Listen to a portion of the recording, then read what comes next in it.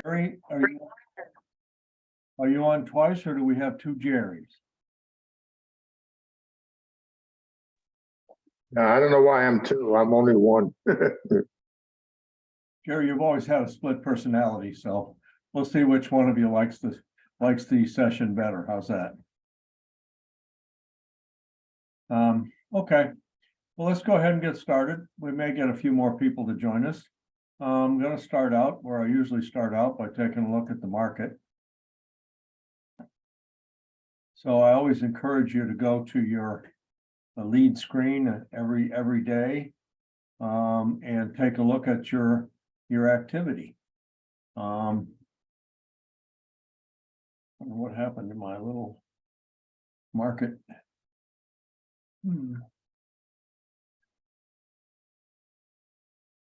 Well,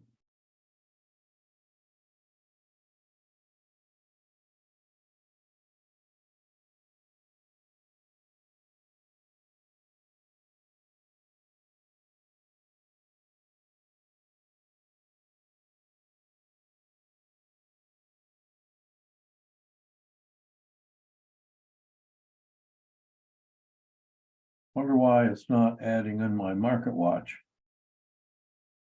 It's always fun that every time you sign into MLS, you get a little surprise.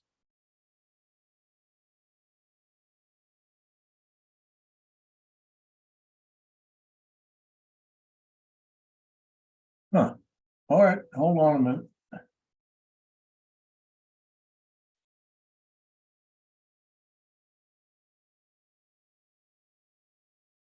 Top share. Oh yeah, MLS. Oh, okay, I have to drag him up there. Okay, now I got him.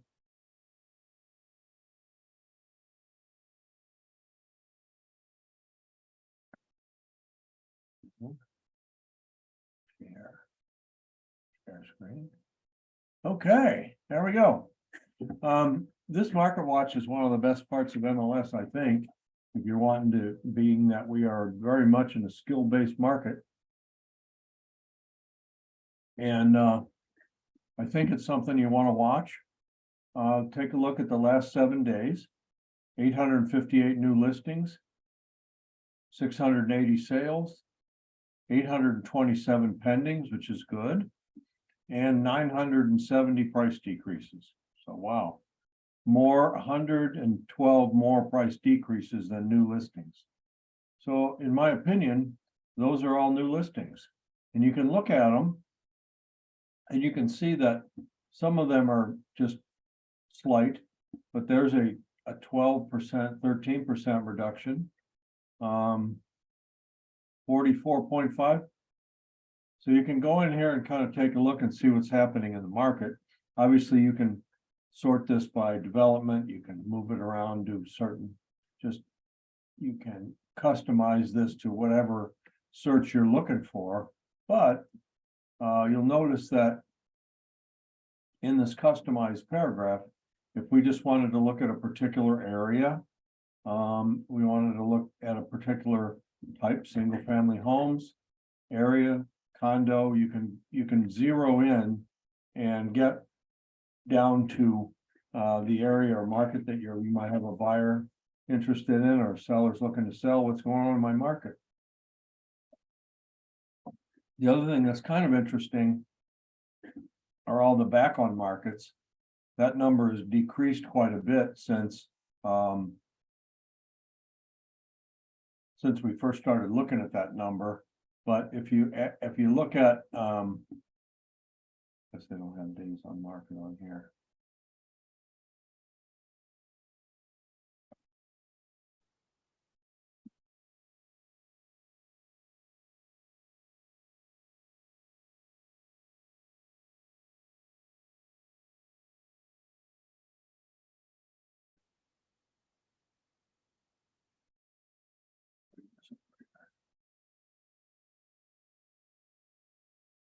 You can see that out of 218 of these, many of them were only off the market for a few days.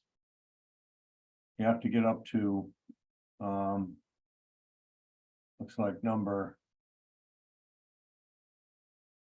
have to get 78 deep or 86 deep to be 30 days. So 86 of these listings came back on the market in less than 30 days. So again, if you're looking at a particular neighborhood, you want to be able to take a look at the back on markets, and you can see that many of them came back on from pending contingent.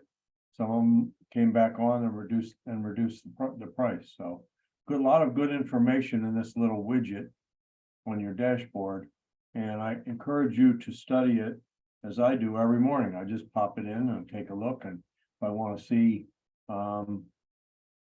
what's happening on Marco Island, I can. That's simple. You can see on Marco Island in the last 7 days, look at the number of new listings. Wow. 32 price decreases, 28 new listings, 18 sold, 24 pending. Quite a nice amount of activity on Marco. All right, and we're getting ready to publish the stats. I'm doing those later today, so I'll have the market stats out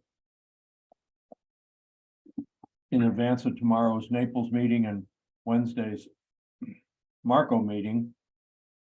But again, this little guy in the center here, this widget, market stats, if you don't have that widget, you can create one by going down to look at InfoSparks here. But again, InfoSparks is a great tool to go ahead and look and see what's going on in the market. And this is the overall Naples market. You can see that the median close price dropped off a little bit. We can compare that to other markets, or we can look at all of Collier County and all of Lee County. We can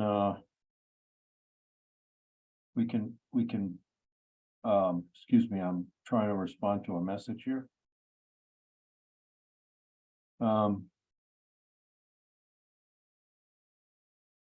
Whoops. Can't type and think at the same time. Oh.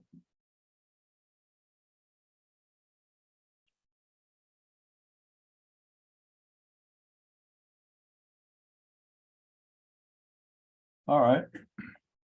So we can narrow this down to take a look at Collier County, like we usually do in our stats. We can look at Lee County. This is how I build the monthly stats charts.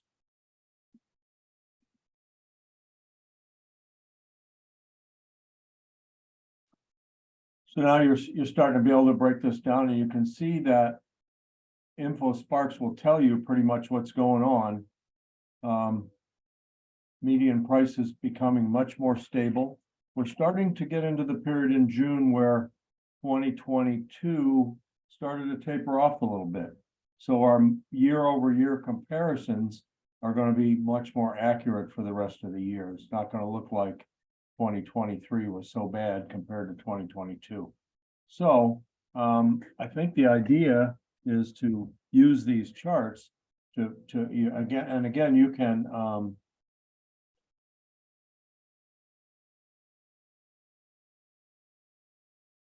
so you can start to look at markets. You can dig into a particular zip code. We like to look at Marco Island to see what's going on there.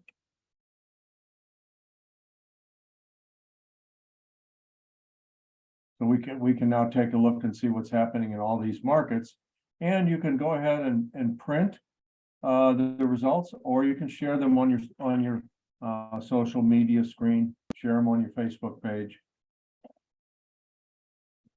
A lot of interesting things happening. It's like new listings are down a little bit year over year. Down quite a bit in Collier. down a little bit in Lee, and down just a few in Marco Island. So we're starting to be able to look at, there's your total sales, just 100 sales in Marco Island. That's slightly better than a year ago, improving a little bit. Lee County down 14%, Collier County down almost 20%. So we're still looking year over year like not as good as June of last year. So take a look at this, practice this. The board actually teaches a couple of classes, hands-on classes, so that you can start to take a look at what's going on in dollar volume, sales, price per square foot. You can look at that. You can look at month supply. Again, look at Marco Island overall up to 7.2 months supply versus Collier and Lee being half of that. So kind of interesting. All right, so try to use these tools that you have on the dashboard of your MLS system to help you to be the expert in the market.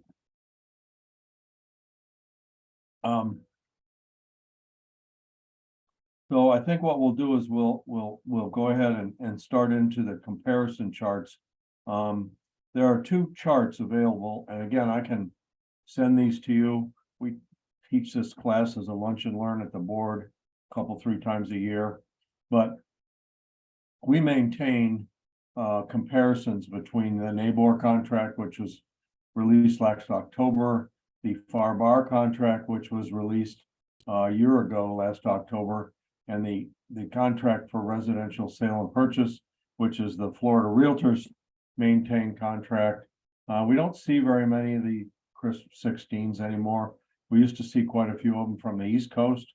So I've left the chart in there as comparison, but we'll focus today really on NABOR versus FAR/BAR. And also, you know, there's a companion chart. I guess I should share the screen before I do all this, Jeff. Good idea.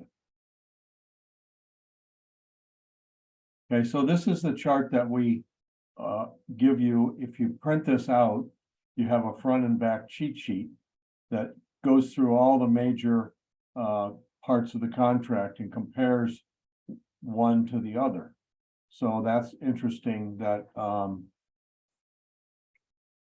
you can, everybody says, well, I just got a FAR/BAR contract, I haven't worked with it too much. Well, you can go ahead through and look through here and get a pretty good idea on pages 1 and 2 of what's happening between the two contracts.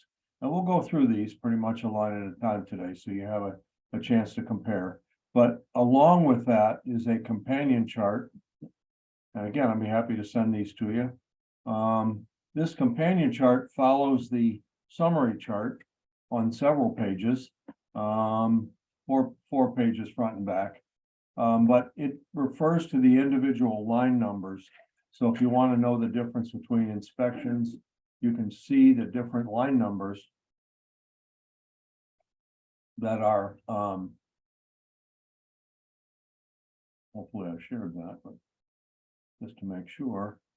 So you can see that this detail chart refers to the actual line numbers in the contract. So you can use these two as companion charts. And if you're in the summary chart and you have a question, you can always drop down into the detail chart to see which line numbers in the contract that we're referring to. So let's spend the next few minutes here and let's just go through the major differences, because there are some major differences in these contracts. And it's important to know them, because if you work in Lee County or you have a property that you need to make an offer on, chances are you'll be using the FAR/BAR contract. In Collier County, we see predominantly the NABOR contract, but not always.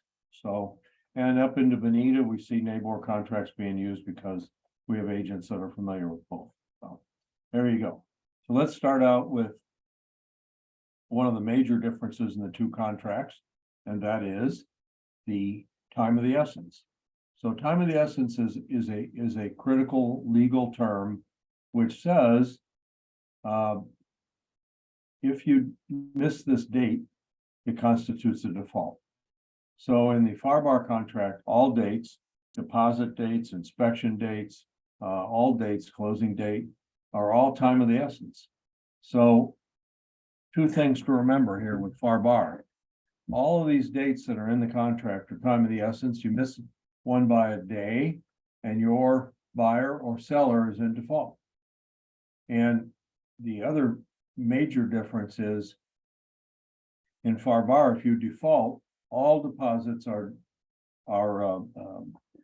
subject to being taken by the seller if you miss a deposit date, or if the seller fails to close. The act of missing a date in FAR bar is much more critical, and the penalties for missing a date are also much more critical, because if you miss a date in the NABOR contract, unless it's the closing date, you can always work out an arrangement with the other party to get everything back on track. And if a buyer defaults in the NABOR contract, it's deposits made to date. In the FAR bar contract, all deposits are at risk from day one. So unless it's for cash flow purposes, there's no benefit to a buyer in the FAR bar contract to split their deposits. In the NABOR contract, we recommend as a best practice to split your deposits, so that if all else fails and the buyer just can't work it out, they're going to lose their first deposit, but not all deposits. All right. So the next major section here is the effective date. Okay. Both contracts have a time certain. In the NABOR contracts called the period of offer. In the FAR bar contract, it's called, anyhow, it's a time period. Both of them say if the contract is accepted and delivered after that date, contract is no longer valid. So time for acceptance is the term for the FAR bar contract. Period of offer is the term for the NABOR contract. And again, you have to be careful when you're sending over an offer. If you're a buyer, I have agents that send me contracts and say, okay, it's 2/22 on the 12th. I want my answer by 5 o'clock. Well, you know, that's kind of unrealistic, because we don't know what's happening on the other side. We don't know how long it will take the listing agent to get hold of the seller, and talk about your buyer's offer and have them make a decision. So to me, a best practice is at least a couple days, so that if the seller's out of town or unable to look at the contract right away, you have time. But the minute that time period expires before the seller responds, you don't have a contract. And, you know, yours truly does the compliance. I find 3 or 4 contracts a month where the offer came back in after the period of offer or the time for acceptance expired. And many of those contracts close just fine. But what I'm worried about is if somebody gets disgruntled along the way,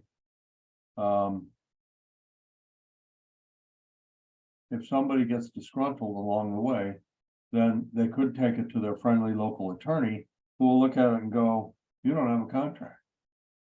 So try to avoid that situation. Now, what happens if that period expires and you want to modify that? You can do that by an addendum to the contract, or an amendment to the contract. If it's NABOR, all parties agree that the time for acceptance or period of offer is extended to. And you can also draw a line through that time for acceptance or period of offer and have all parties initial a new one. But to leave the contract with an expired period of offer or time for acceptance is, you know, rolling the dice. And the last time I looked, and every time I teach this class with you all, I remind you that there's only one way that we get paid. And that's when the contract goes to the closing table, buyer and seller shake hands, and you get your reward for all the hard work you've done.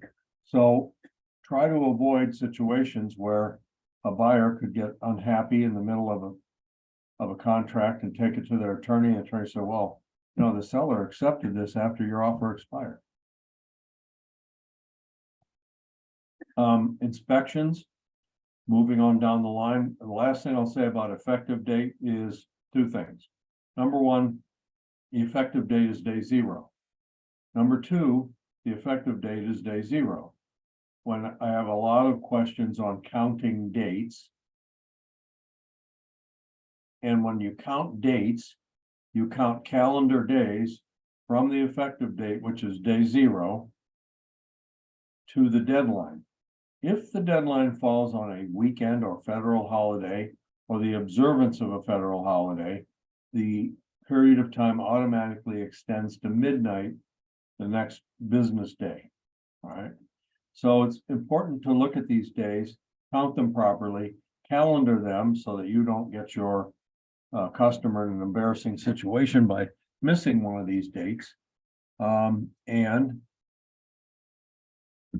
it's really important that you have a calendar and that you keep ahead of your customer to make sure that they know exactly where they stand throughout this contract. So the effective date is day zero. Count the days in calendar days until the end date. If the end date falls on a weekend or federal holiday, then you extend to the following business day at midnight. The other thing that I think is important is you notice last signature or initial if dated. Okay. I've seen a lot of contracts where everybody initials the changes and nobody dates them. So we automatically fall back to the last date that somebody either signed and dated or initialed and dated. And I've seen people lose, we have very short inspection periods for some reason. That seems to be a hot button for 7 days or 5 days. Well, if you lose 2 of those days because you countered and changed the terms of the contract, but didn't initial them and date them, then you could lose a couple days in your deadlines. Because remember, the effective date, last date, either party signs or initials. Okay. The inspections are pretty much night and day between these two contracts. We'll start with FAR-BAR. FAR-BAR, there's 3 buckets. Picture 3 buckets on the table. And each bucket stands for a particular type of repair. General repair, 1 bucket. Wood destroying organisms, another bucket. Permits, another bucket. So the contract allows you to allocate money into each of those buckets. And it defaults to 1.5% of the contract price. Now, if the contract price is relatively low, let's say it's $300,000, 1.5% is $4,500. If there's a problem with the air conditioner or something significant, then there's a problem with not having enough money in that bucket to cover all of the repairs that are required by defective items in your inspection.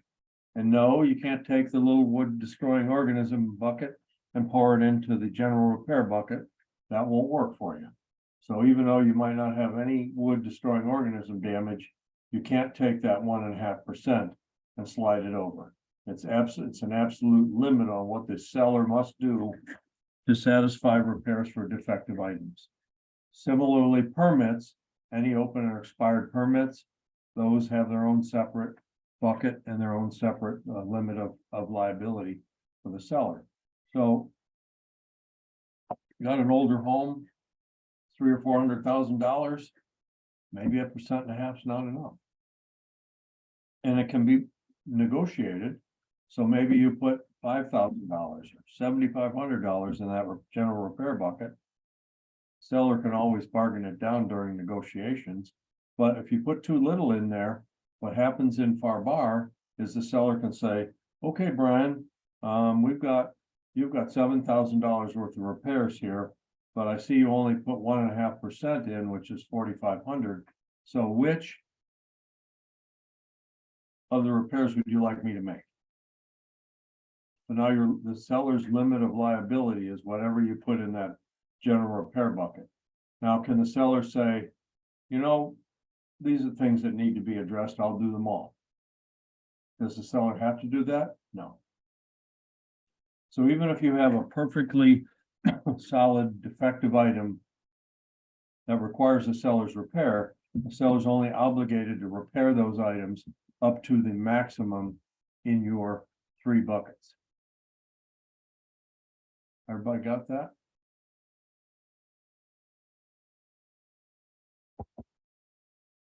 I thought I saw the captain jumped on, but I don't see him. There he is. Yeah, just made it. Thank you very much for joining. We're just getting started here, so you got plenty of time here. Cool, thanks. Was in the- negotiating contract, so now I'm ready. There you go. So that's the FAR bar, the 3 buckets, maximum limit in each one of the buckets. Buckets can't overflow into the other. Sellers only required to repair those defective items that are up to the repair limit. Same ditto for WDO and permits. Sellers only responsible for closing open and expired permits up to the cost, maximum cost that you put in the contract. In NABOR, there is no, I think it's a little bit, I guess fair, I don't know whether fair, but there is no repair limit in the NABOR contract. The buyer has 15 days or whatever is bargained for to do the inspection. 5 days after that to make requests to the seller. The seller has 10 days to respond. And if the seller responds, not going to address any or all of the defective items, the buyer does have a 5-day window to cancel. So it's important to calendar those dates, 15/5, 10/5, or whatever you bargain the inspection period to. So if it's 10 days, it's 10/5 and 10/5. So you have to remember to calendar those dates and make sure you respond within those time periods. A late response, even though all days all dates in the NABOR contract are not time of the essence, there are attorneys that are pretty much convinced that if you don't respond to the inspection timetables timely, then you fall into the wording in the contract that failure of the buyer to notify the seller of any repairs indicates the buyers accepted the property in the condition that it was in when they went to contracts. So be careful with those dates. With regard to the NABOR contract, there is no maximum on what the buyer can ask the seller to repair, but it must meet the defective condition definition, and it must be documented in the inspection report. Or what I see a lot now is the buyer says, look, I don't want the seller to make these repairs. I want to hire my own people to make the repairs, which is perfectly legitimate. However, if you provide an estimate or you ask for a credit, you have to provide an estimate from a licensed contractor of exactly what that will be. And the seller, of course, has got the opportunity to challenge that estimate and provide another one. But for the most part, you can't just say, there's a lot of stuff wrong with this house. I'll just take a $10,000 credit. You have to itemize it. You have to have quotes on exactly what each item's going to cost to repair. And because of the market changing, buyers are much more aggressive these days. They are more likely to ask for more items to be repaired. They're more likely to ask for larger credits because they're like, hey, there's a lot of properties out here for sale and I'm paying top dollar for this property. I want everything fixed. As a buyer's agent, I don't encourage that. I encourage you to work with them to see what's truly defective and ask for only what's truly defective. And the buyer can say, well, the worst they can say is no. However, an angry seller may be reluctant to give you an extension of the closing date later on, or something you need. I need my mortgage contingency date extended. I need an extension to the closing date because I'm not quite ready.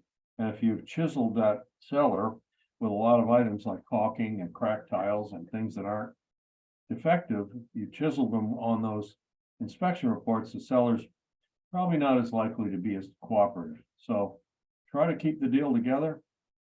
Try to question your buyer that these defective and cosmetic conditions are the foundation of the contract. And we don't have every right to ask for things that are cosmetic. So try to maintain, work with your other half, the listing agent or the buyer's agent.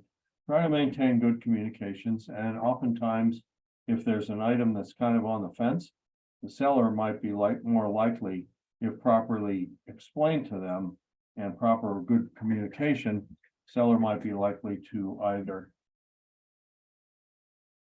give you a little larger credit or make a repair on an item that's kind of on the fence. So take a look at these defective and cosmetic conditions here. They're fairly similar in a lot of respects. However, torn screens are a defect in the FARBAR contract, not in the NABOR contract. Fogged windows, again, unless it's a failure of the window system itself, it's double pane and maybe it's got moisture in there. If that's the case, then FARBAR is a little bit more stringent on what conditions the windows can be in than the NABOR is. NABOR basically says the systems and equipment are operating as designed. They're raise and lower. They have a tendency to just say, hey, that's not a defective condition, but there's specific language. And again, remember, we have a detailed that goes behind this. It gives you the specific line numbers in the contract where these items are defined. So I encourage you to look at the summary sheet when you get you're a listing agent, you get a list from the buyer, all the things they want repaired. Pull into that section of the contract and say, okay, is this legit or is this cosmetic? If it's cosmetic, remember to have your seller always try to sign in box A on the buyer's request and seller's response, because box A does not allow the buyer to cancel. If the seller has said, I'm checking box A, I'll do everything that I can to address defective items only. So I think it's important that you take a look at that document. Maybe we can grab it real quick here if I'm lucky.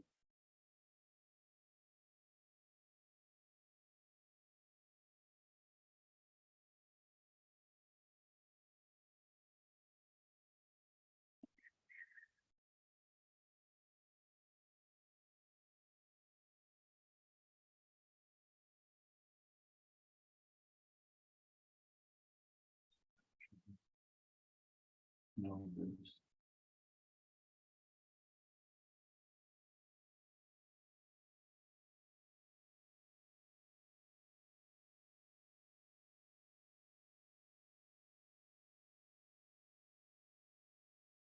How about that? Okay, so this is the document in the NABOR contract that the buyer now is going to fill this form out and ask the seller to take some action here. And we have a list of systems and equipment that are defective. We have radon gas, we have wood destroying organisms, mold, or unpermitted improvements. And that's what the defective items fall down to.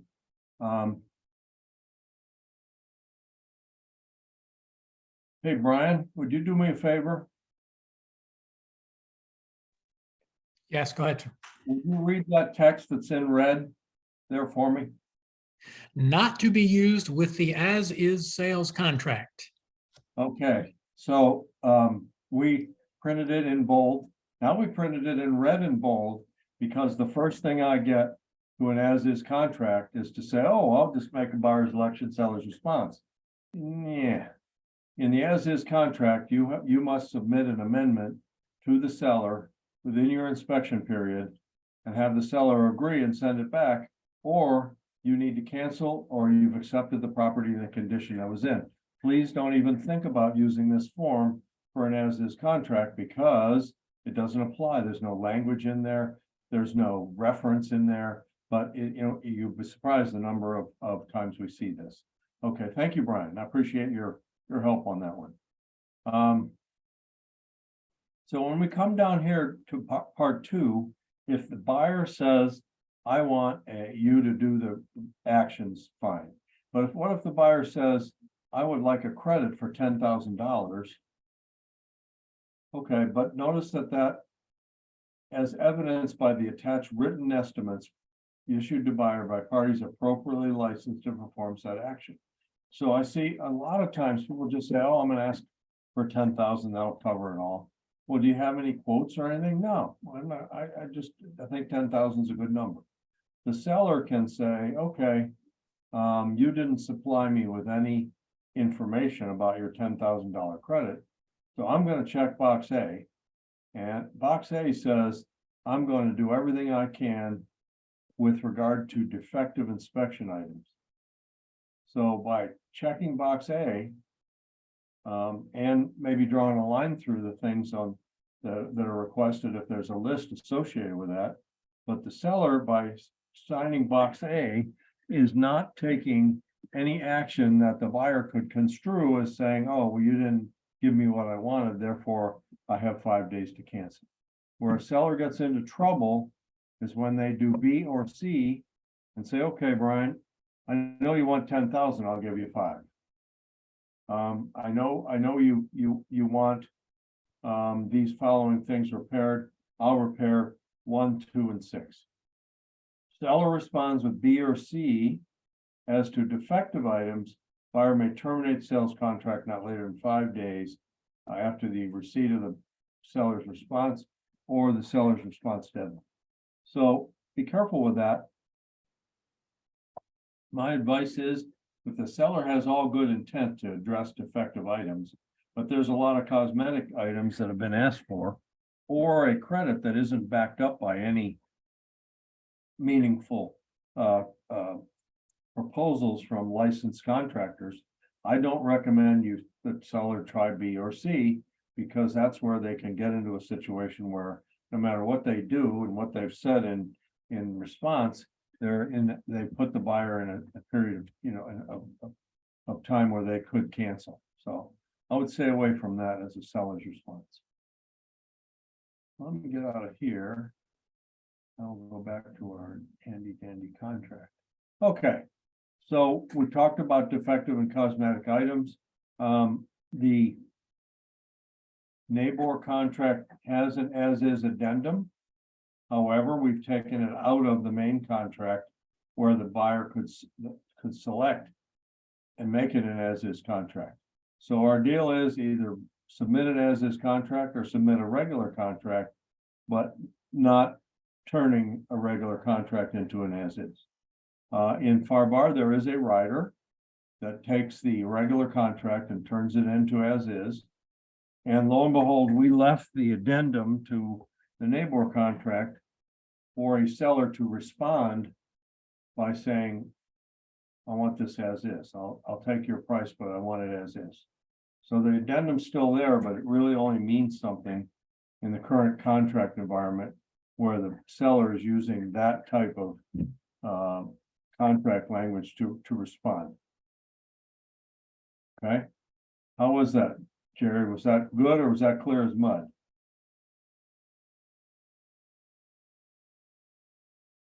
Jerry, this is the audience participation part. Are you there? Yeah, Are we making any sense? Is this helpful to you? yes, it is. Okay, thank you for the feedback. I appreciate you. So another area that is a little bit aggravating to those of us who know the contract is the HOA disclosure. Both contracts have an HOA disclosure. One's a disclosure, the other is a rider that has a second page with other information that the listing agent can supply to the buyer about other fees and things that are not directly HOA assessments. The HOA disclosure law is very specific. You have to have the correct name of the HOA and the correct fees per quarter, per annum, biannual, and they have to be exactly right, or the buyer can trigger a 3-day right of review of the HOA docs, and that can be the day of closing. So if you don't do this HOA disclosure thing accurately, and you don't send them with the contract or upload them into your listing and require them to be submitted with the contract, you're leaving the buyer what I call a get out of jail free card. That if you don't have that document signed timely, the buyer can say, I want a 3-day right of review of the documents. Oh, it's the closing date. Oh, gosh. So you have to be careful with that and careful that that's done timely.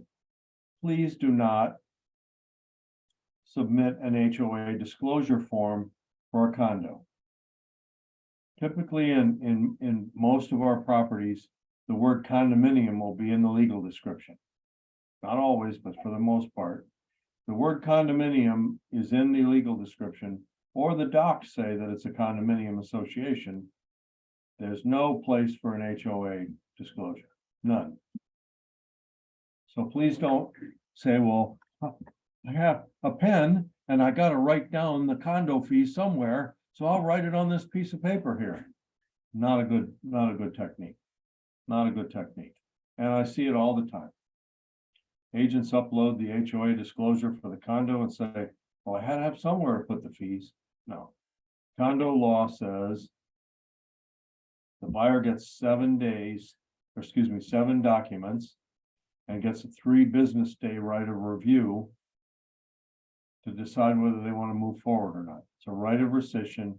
It's in the law for every condo buyer. And the buyer has 3 business days. It's the only one of our counting of days that's business days. But they have 3 business days to say, uncle, I don't like any of this, I'm out. And in FAR-BAR, they do have a condo rider. The first page is the language of the condo. The second page are a way to detail fees and other like food minimums, bundle golf fees, things like that that aren't part of the normal HOA disclosure. So you have to be careful of that. And in condo docs, remember, you have to supply 7 documents in their entirety to the buyer. They're talking the articles of incorporation, they're talking the declaration of condo, the bylaws, the rules and regs, the Q&A, the most recent financial statements, and the Florida condominium governance. It's a little PDF. We have the correct version out in our library. You get it from NABOR.com. But remember, that document was updated for 2020 and 2021. If you supply the older one, theoretically, you haven't supplied all the docs. So be careful of this. Make sure you have the docs handy when you list the property. And I always recommend uploading them with the listing and saying, here they are. Make sure you download them and give them to your buyer. The buyer has 3 business days from receiving all of it. One interesting thing in the difference between the 2 contracts is in the FAR-BAR, the opinion we've gotten from the attorneys is delivery to the agent constitutes delivery to the customer. In NABOR, it specifically says the buyer has 3 days after receiving the documents physically from the listing agent or the buyer's agent. But you can't, if they're not there, the meter doesn't start running on the 3 days. So you have to make sure they're all there and that the buyer signs for them. And again, no HOA riders to be used for condos. The bottom line here is notice. Everybody has gone to the same technique that's got to be an email, an overnight mail, hand delivered in person, or it's not noticed. So if you send somebody a text and say, hey, the buyer accepts your offer or the seller accepts your offer, that's not binding language. It will not bind the contract. And we found so many problems with text messages that people misinterpreting them, difficulty to retrieve them and supply them. with a date and time stamp when there's a dispute, so no texting. All right, page 2. So the two contracts differ again very significantly when it comes to significant damage. The FAR-BAR contract defines force majeure. It's about a paragraph long. Epidemics, pandemics, hurricanes, tornadoes, forest fires. Anyhow, they go to great length to define what a force majeure event is, and then say, okay, the parties have up to 7 days to continue where they were, be it closing services are now available, emails available, that sort of thing. If it goes more than 30 days where the buyer can't and seller can't conduct a closing, then either party can cancel. In the NABOR contract, there is no force majeure defined. There is a risk of loss paragraph, which defines the circumstances around which a risk of loss can occur, meaning hurricane, tornado, that sort of thing. But it's not quite as specific to where the buyer can walk away because of a force majeure situation. The NABOR contract differs greatly in terms of landscape. We have 1% of the value of the contract required to be paid, as up to 1% requires the seller to provide that to the buyer. Obviously, that 30-foot high oak tree that was in the center of the driveway that's no longer there can't be replaced, but a similar tree could be placed there, not maybe 30 feet tall, but something significant could be play there, up to 1% of the value of the contract. The other thing that the FAR-BAR differs in these type of situations is the FAR-BAR foliage restrictions consist of only pruning of the trees or removal. In the NABOR contract, we require the seller to invest up to 1% of the contract price to put everything back the way it was. Subtle difference, but a big difference when it comes down to what rights the buyer has under the contract. See if there's anything else that talk about there. Oh, absolutely. So in the FAR-BAR contract, there's a huge exit door in the risk of loss section of the contract that says if the damages exceed 1.5% of the value of the contract, the buyer can either buyer or seller can cancel. So that's a huge exit door in the FAR-BAR contract, because it doesn't take a whole lot to get to 1.5%. And the buyer can say, okay, I'm going to go ahead and close. I'll get the 1.5% credit from the seller, or I'm not going to close. I'm not comfortable with that. I'm going to cancel. And so it's a very low bar, I think, relative to some of this storm damage we saw, that allows a buyer to go, see you later. I don't want any more of this. So be careful of that. That's a huge problem in FAR-BAR contracts where there's significant hurricane damage. In the NABOR contract, the seller is basically responsible for returning the property the condition it was in before the storm, using whatever insurance proceeds or whatever means they have. But that's the seller's obligation. Now, if the seller's not able to do that and 30 days go by, then we get in a situation where either party can cancel. But what we found out from the group that I sat with after Irma, we haven't done one after Ian, was we tried to keep the contract together. And other than some discussions over foliage type stuff, buyer wanted to buy and seller wanted to sell. A lot of these deals came together and stayed together because, the seller was willing to repair the damage and restore the landscaping within their ability to do that.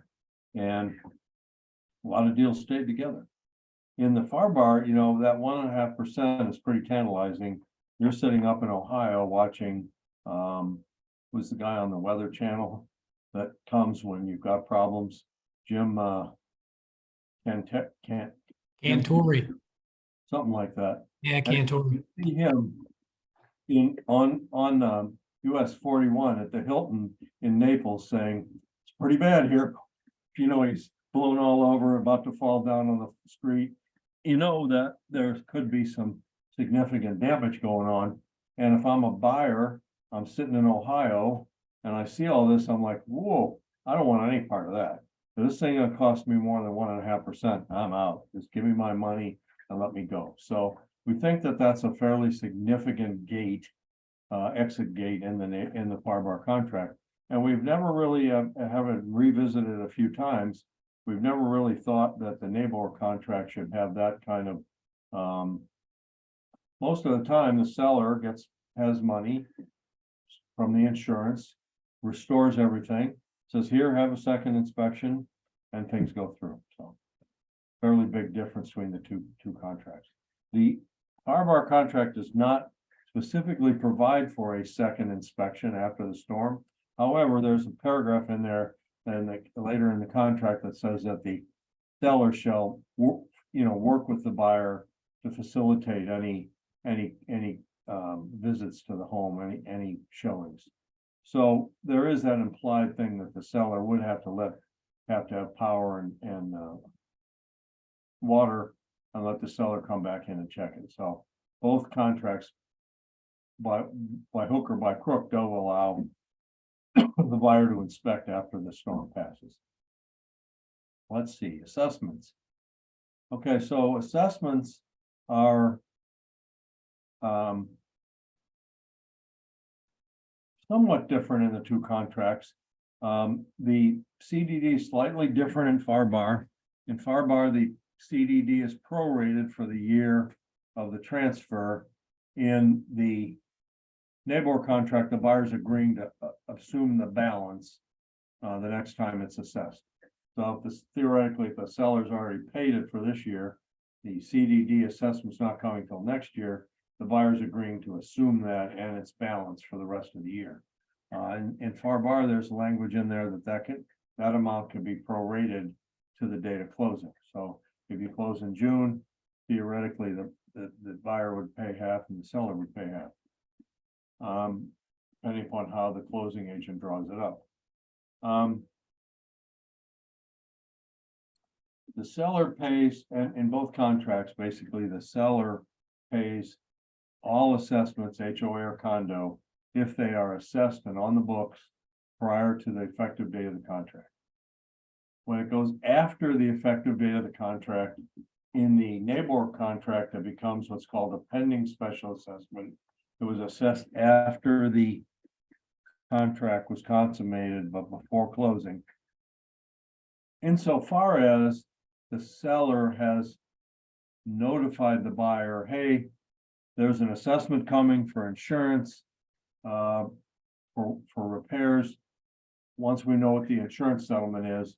So I'm just giving you notice that there could be an assessment here. If the seller is silent and doesn't say anything, the buyer has the right, but the buyer finding out there's a pending special assessment says to the seller, okay, you have to pay anything over 1% of the contract amount for the assessment, or I'm able to cancel. Buyer's still on the hook for 1%. In the FAR bar contract, there's a checkbox. The checkbox says that the seller will pay all installments up to closing, and the buyer will pay everything after that. However, if that box is not selected, it falls back similarly to the NABOR contract, in that the seller has to pay all assessments up to the time of closing. In the NABOR contract, it's all assessments after the or before the effective date is the seller's response. Those come after pending special assessments, as long as they're disclosed, the buyer pays them. All right. So the financing contingency, again, like inspections, is vastly different. We'll start with NABOR.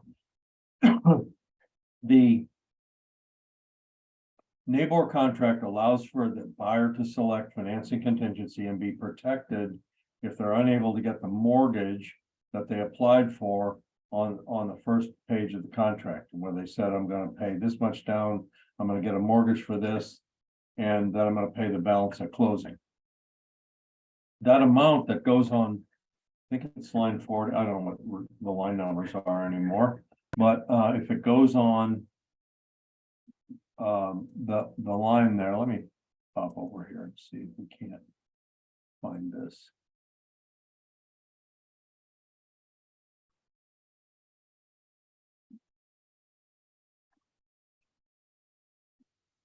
So the financing contingency, according to this, I think I better share this, it won't mean anything to anybody. Now we're over into our detail page, right? We're looking at financing contingency, okay? And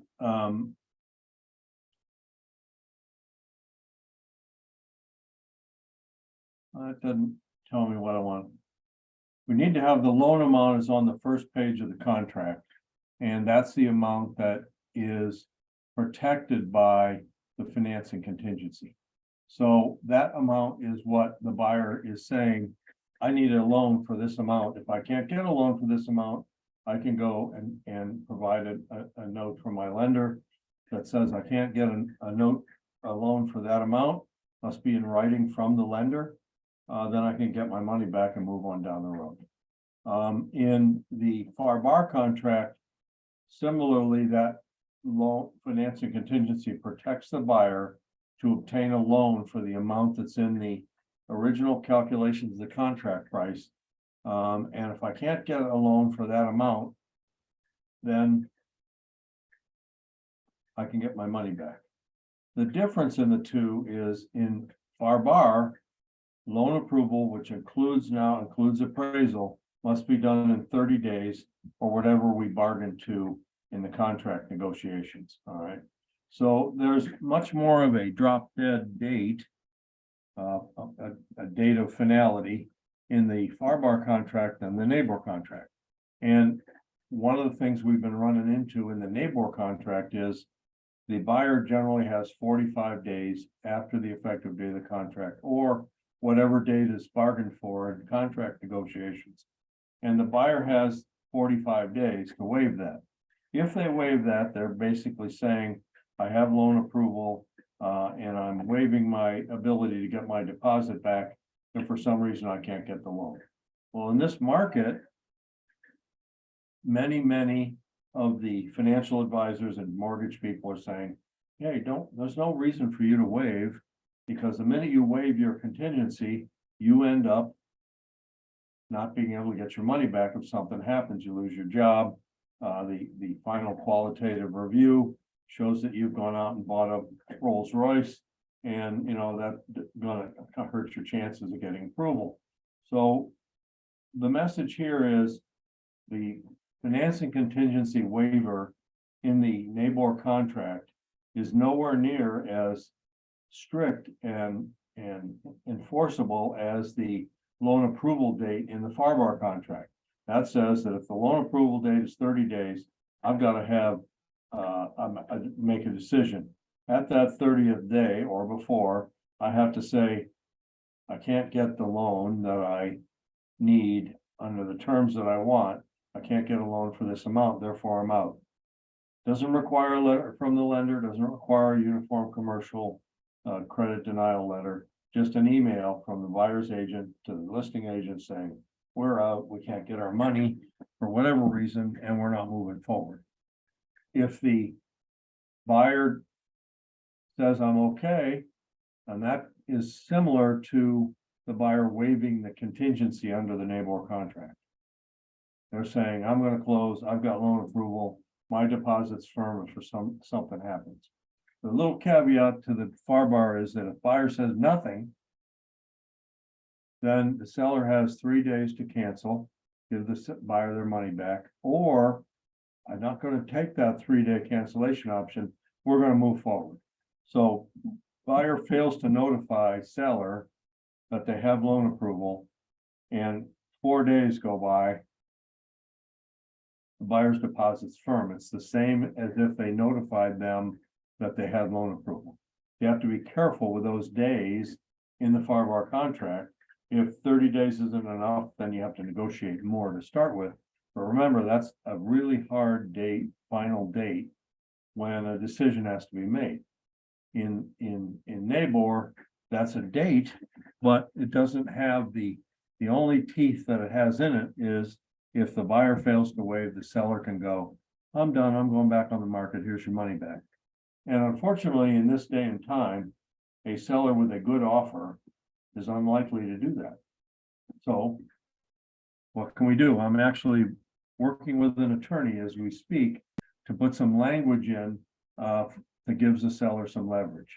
Basically, it's going to say that if the buyer fails to waive the financing contingency on or before X date, then $10,000 or whatever number of the buyer's deposit goes firm anyhow. So I don't know whether it's realistic to say the whole amount if it's a large deposit, but it is a situation where the buyer has to have some skin in the game. So I think I'm going to have an optional addendum drawn up that says when a seller counters a financed offer, they can say, okay, I'll accept your offer, I accept all your terms and everything. But if it's day 45 or day 38 or whatever you put down there and you don't waive, some of that deposit is going to become my reason for staying in the contract and my reason for hiring a moving van and doing what I have to do to move out if you close.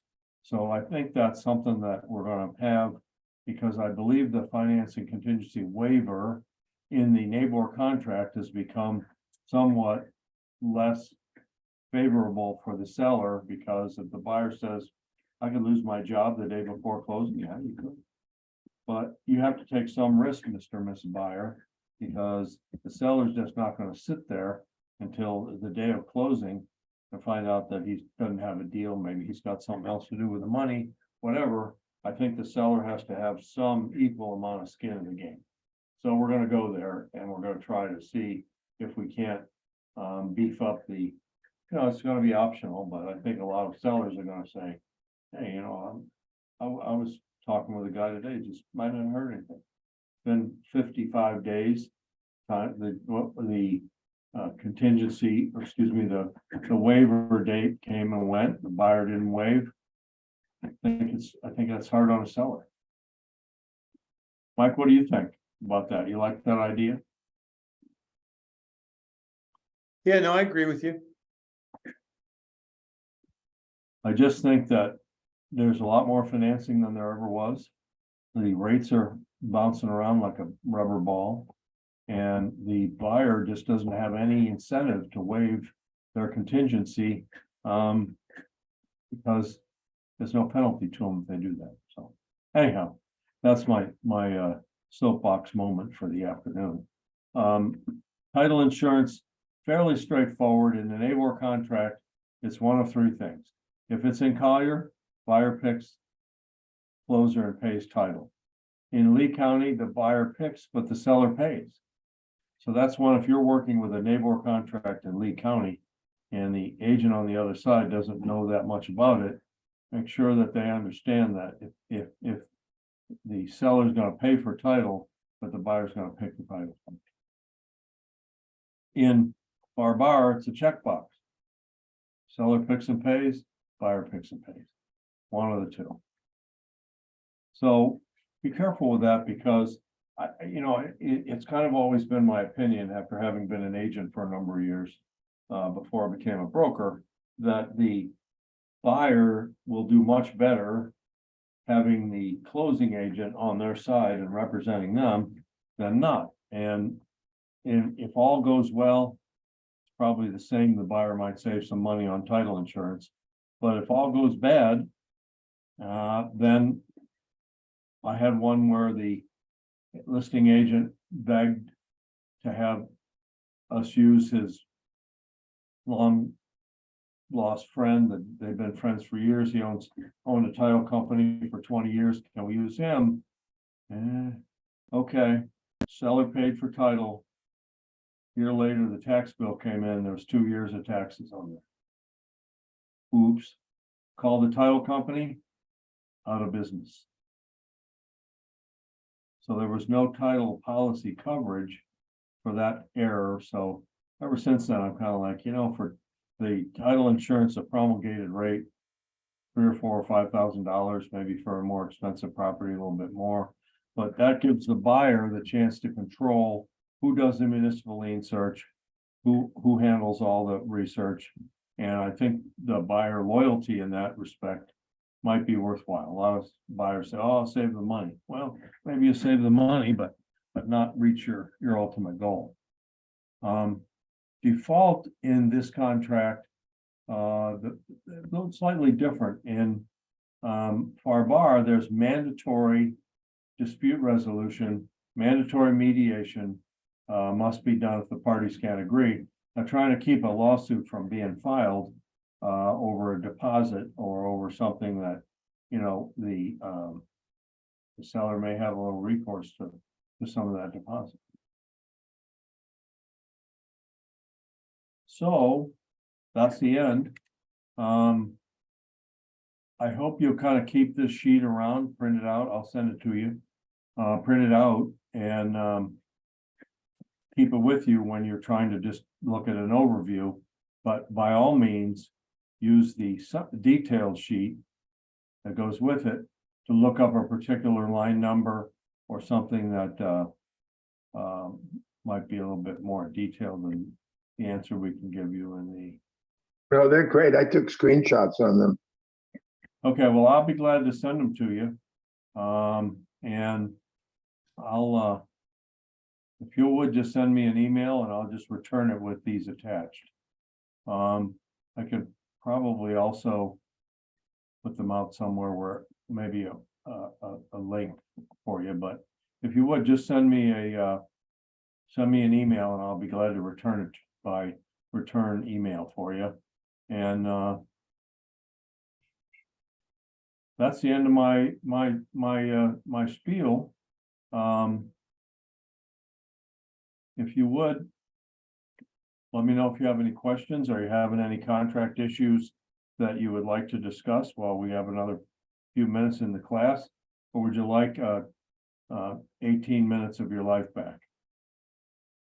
I don't have any questions, Jeff, but thank you very much. And I'm going to send you that email in just a moment. So I can get copies of those. Thank you. All right. Jerry, how did we do today? Any good? Yeah, very good. But Jeff, I never understood why screens are aesthetic. It's functional. It keeps bugs out. How come it's counted as aesthetic? Well, the framers of the contract believe that wear and tear items are cosmetic. That's why you see, caulking, grout, cracked tiles, things like that being treated as cosmetic conditions. And I know in FAR/BAR, torn screens are effective item, and in NABOR they're not, and that's the way they've been. And it usually comes up into a discussion of what's normal wear and tear. A small tear in a screen. If the screen's ripped out and blowing, then one can argue that it's not, the screen cage is not functioning in the design, in the way it was designed to operate. So if there's a major tear or the screen's missing or it's blown out one end to the other, I think you can make a reasonable request to say, hey, this is a screen cage. It's supposed to operate this way. It's not supposed to allow massive amounts of wind and rain and bugs to come in. So I would argue that that's a defective item. So, but there are differences between the two. And it's just something, we have to live with. I think, the other one is fogged windows. Fogged windows, if they are thermopane and the center section has failed, and that's the reason for the moisture, that's a system and equipment that isn't working. If they're simply fogged, NABOR says that's cosmetic. But again, you know, we had one where we had windows, thermopane windows where the gas was supposed to be in there protecting both sides had leaked out. And we argued successfully that that was a defective condition because the window system was not operating the way it was designed. And we got some agreement from the window manufacturer and we got some satisfaction for the buyer. So some of it is, you know, gray area, but a slight 1-inch tear in the screen, you can argue one way or the other. You know, you got to spot the mosquitoes and just do the best you can. Anything else? No, thank you, Jeff. Great. Yeah, well, thank you for attending. It's always a pleasure having you. Jackie, thank you for coming. Jennifer, Brian, Captain, thanks for tuning in. Did you actually try to listen to that video that we sent you when you were on your trip? Talking to me? Yeah, I sent you a Yes, I did. And I couldn't get the link to come up, but I was trying to drive and do that. Yeah, I did, but I couldn't get it to come up and work. But I did try. I don't know. And then I had to log into something else, so I didn't want to bother you. But yeah. Okay, I'll get that to you somehow. Thank you all. Have a good Thank you. afternoon. All right. Bye-bye.